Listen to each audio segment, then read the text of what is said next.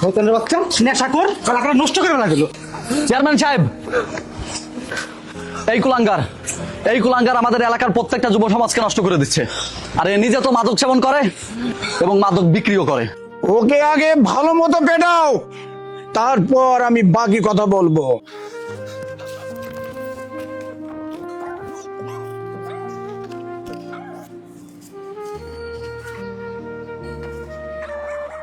সর। এই, তুই সেই মাদক ব্যবসায়ী? আজকে তোর খবর আছে। আমার সংবিধানে মাদক ব্যবসায়ীর কোনো ছাড় নেই। অফিসার বসুন।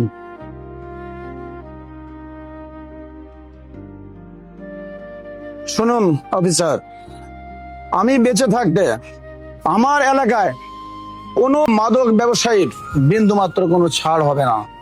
এতে আমি চেয়ারম্যান থাকি আর না থাকি। আমি যতদিন এই থানায় আছি ততদিন আপনার এই কাজে আমি সর্বোচ্চ সহযোগিতা করব। আমিও আপনার কাছ থেকে এটুকুই আশা করি, মাদক ব্যবসায়ী সে যদি আমার বাবাও হয় তাকেও কোনো ছাড় দেবেন না। এই, তোমরা ওরে সামনে নিয়ে আসো।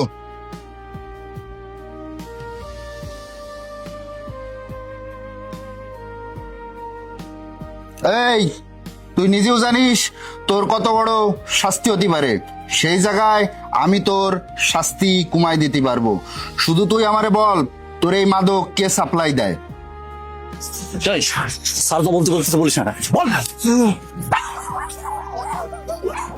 চেয়ারম্যান সাহেব বড় ছেলে আমাকে দিয়ে মাদক ব্যবসা করা।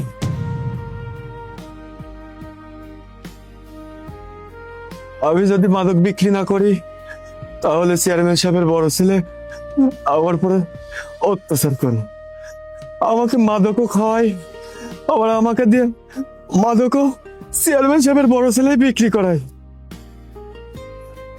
অফিসার, আপনি এখন আসতে পারবেন, যেহেতু ব্যাপারটা আমার এলাকার, আমি দেখছি। স্যার, আমার কিছু কথা ছিল। আপনার আইন চেয়ারম্যান সাহেবের ক্ষমতার কাছে দুর্বল হয়ে গেল। আপনি তো আমাকে নিয়ে যেতে চেয়েছিলেন, আপনি তো অন্যায়ের কাছে আপোষ করতে চাননি স্যার। চেয়ারম্যান স্যার ক্ষমতাবান লোক, যখনই শুনলেন ওনার ছেলে আমাকে দিয়ে মাদক বিক্রি করায়, তখনই আপনার আইন ওনার ক্ষমতার কাছে দুর্বল। ওনার ছেলেকে আপনি কিছুই বলতে পারবেন না, তাই আপনি চলে যাচ্ছেন। আপনার কাছে আমার আর একটা অনুরোধ ছিল, আপনারা যদি আইনের প্রয়োগ করে থাকেন তাহলে আমার মতো শুধু গরিবের পরে করেন না, চেয়ারম্যান সাহেবের মতো ক্ষমতাবান মানুষ ও টাকাওয়ালা মানুষদের ক্ষেত্রেও আইনের সমান প্রয়োগ করেন। তাহলে এই সমাজ থেকে দুর্নীতি চিরতরে মুছে যাবে স্যার।